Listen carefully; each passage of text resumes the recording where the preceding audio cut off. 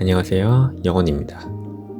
여러분들은 사람을 그릴 때 가장 그리기 싫거나 어려운 부위가 어디인가요? 아마 손이라고 답하시는 분들이 많을 거예요. 얼굴은 잘 그려놓고 손은 그리기 어려워서 슬그머니 주머니에 넣거나 등 뒤로 숨겨본 적 다들 있으시죠? 오늘은 저와 함께 간단하게 손의 구조를 파악하고 다양한 각도에서 그릴 수 있는 방법을 배워볼게요. 자, 그럼 시작할게요.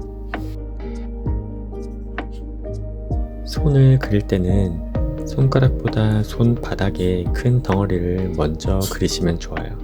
먼저 위쪽이 살짝 볼록한 형태의 사각형을 그려주시는데 손바닥의 세로 길이와 가운데 손가락의 길이는 거의 1대1입니다. 그리고 손가락을 바로 그리지 말고 먼저 벙어리 장갑처럼 전체 덩어리를 묶어서 표시해주세요.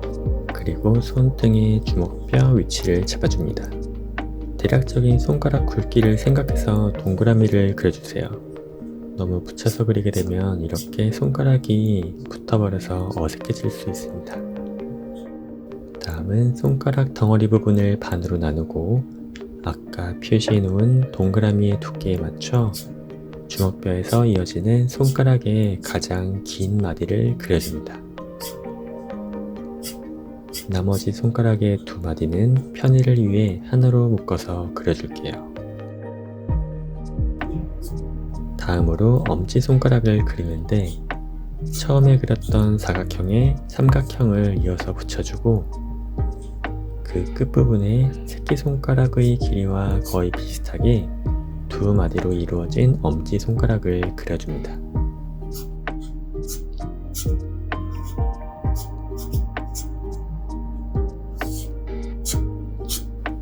이번에는 반대로 손바닥 쪽에서 본 손을 그려볼게요. 가장 큰 차이점은 여기 손 등 쪽에서 보면 손가락 사이로 갈퀴 부분이 살짝 보이는데 손바닥 쪽에서 보면 이 부분이 전체 손바닥면의 끝부분이 됩니다. 그래서 아까 그렸던 면적보다 위쪽으로 살짝 넓게 손바닥을 연장해서 그려주고 그 위에 벙어리 장갑을 그려줍니다.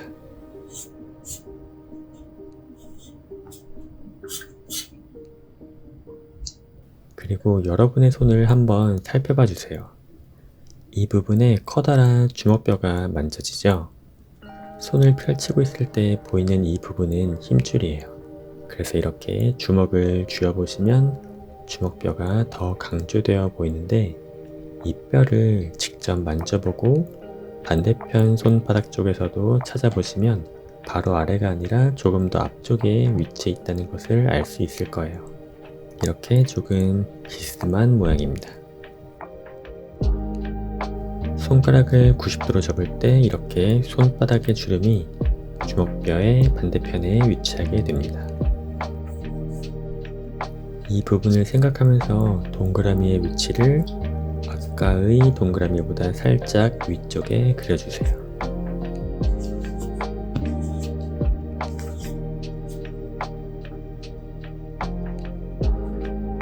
그러면 손가락 마디의 비율은 좀 전에 손등에서 볼 때는 1대1대2였던 것이 손바닥에서 보면 거의 1대1대1로 보이게 됩니다.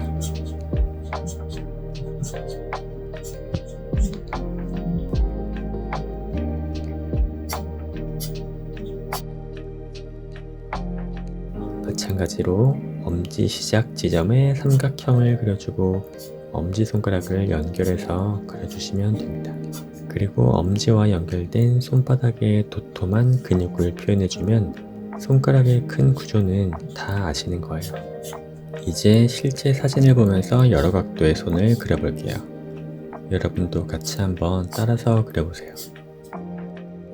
먼저 납작한 형태의 진규면체를 그려주고 중심선과 너클의 위치를 잡아주겠습니다.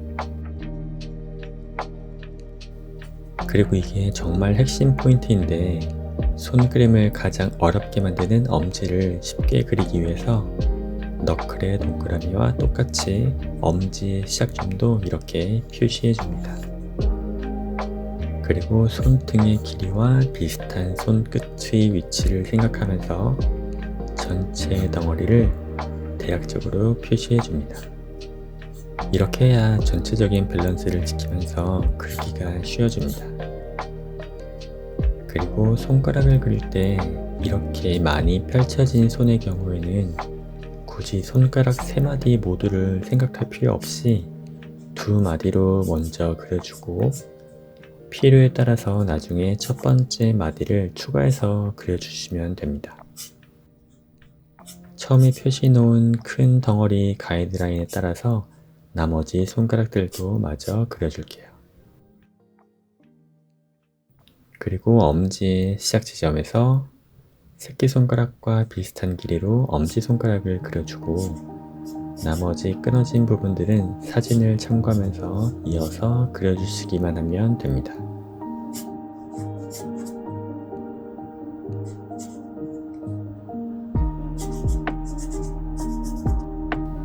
이번에는 손바닥 쪽에서 찍은 사진을 보고 그려볼게요. 마찬가지로 먼저 납작한 형태의 직류면체를 그려주고 너클과 엄지가 시작되는 위치를 동그라미를 이용해서 대략적으로 표시해 줍니다.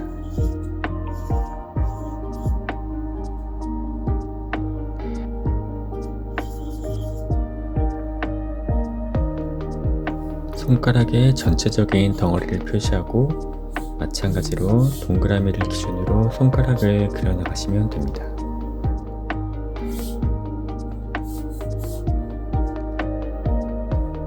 저는 가장 앞쪽에 있는 엄지를 먼저 그려볼게요.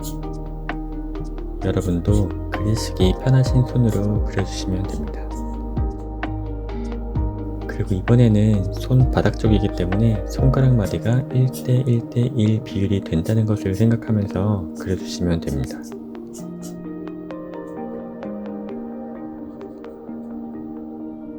이렇게 대략적인 시작점을 표시해두면 실수할 확률이 줄어듭니다. 마지막으로 사진과 가이드라인을 참고하면서 나머지 부분과 주름 등을 그리고 마무리하시면 됩니다.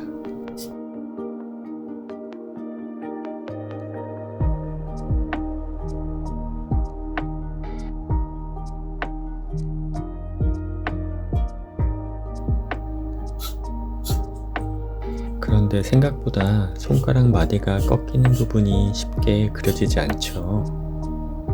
그럴 때는 이런 훈련을 하면 좋은데 손가락 마디 하나를 원 기둥이라고 생각하고 그걸 연결해서 그려보는 거예요.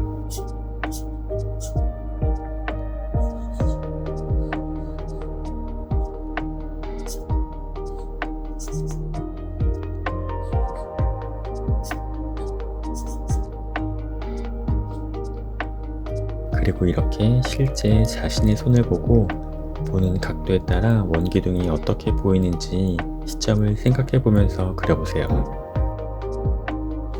이 연습 방법은 나중에 팔이나 다리 등을 도형화해서 그릴 때도 정말 많은 도움이 됩니다.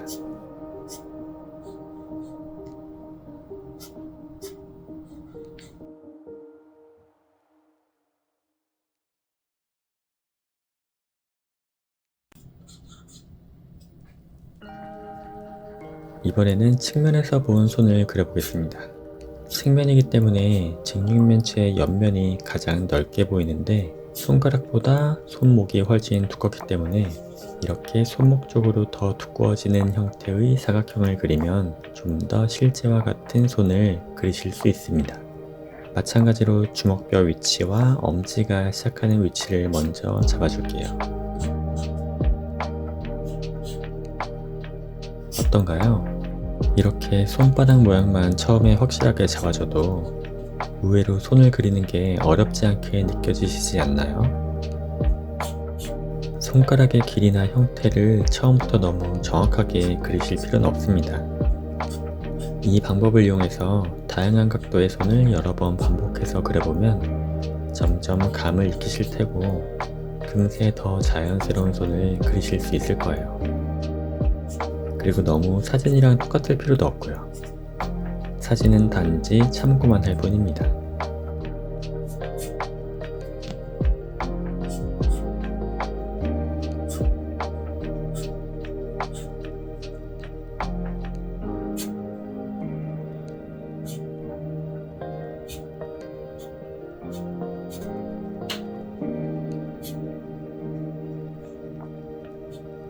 마지막으로 조금 어려운 포즈의 손을 그려볼게요.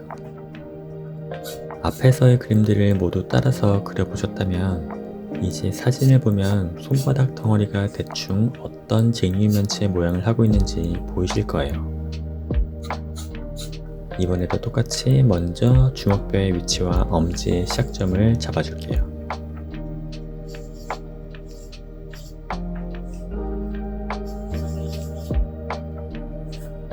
집게 손가락은 완전히 쭉 편 상태이기 때문에 길이를 표시하기 쉽네요.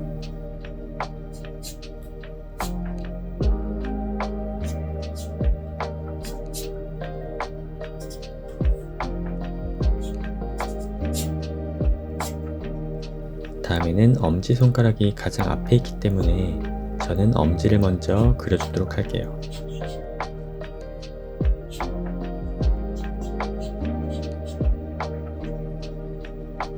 그리고 나머지 손가락들도 길이를 비교해 가면서 앞쪽에 보이는 순서대로 마저 그려주겠습니다. 나머지 부분들은 사진을 참고해 가면서 마저 그려주시면 됩니다. 오늘은 이렇게 손 그리는 법을 배워보았는데요. 이것보다 훨씬 그리기 까다로운 각도도 있고 악수하는 모습 등도 상당히 그리기 어렵기 때문에 저 역시 가능하면 매일 손그림 하나씩은 꼭 그리려고 노력하고 있습니다. 여러분들께도 오늘 영상이 조금이나마 도움이 되었길 바라고 다음에 또 다른 영상으로 찾아뵐게요. 오늘도 끝까지 영상 시청해주셔서 감사합니다. 안녕.